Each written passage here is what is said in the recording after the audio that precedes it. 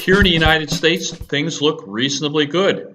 Once you look outside our borders, things are falling apart and falling apart quickly. Christine Lagarde came out today and said the IMF is lowering the global GDP estimates again for the third time in 6 months.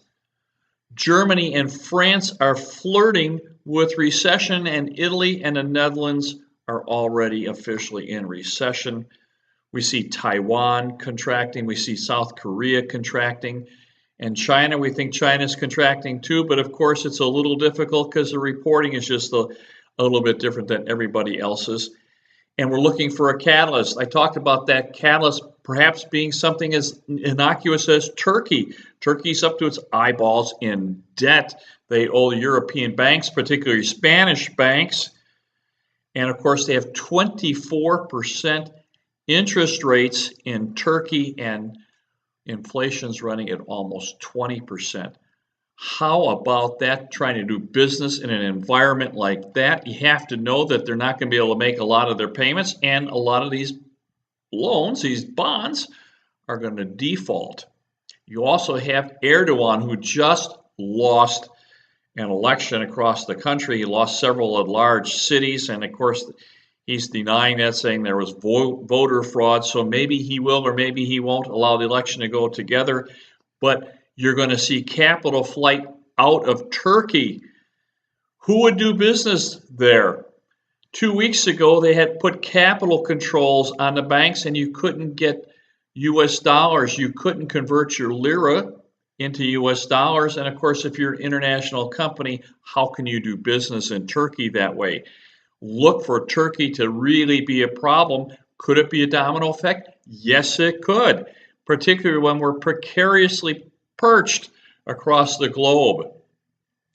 Now, what does that mean for you? It means risk has really entered into the marketplace. The stock market may or may not be reflecting the true risk that's in there. And if you're my age, we're not in it for the long run. We need to really be careful. So talk to your advisor. Find out what's prudent for you. Last time this happened just like this. Then all of a sudden the market was down 20% and we're waiting, well, it's going to come back, and it never comes back. So maybe this would be a prudent place for you to take some money off the table and transfer asset classes. I'm going to tell you, real estate will give you a cash flow right through a downturn because everyone needs a place to live, and we are looking at affordable homes. We're looking where 85% of the people can afford our rentals.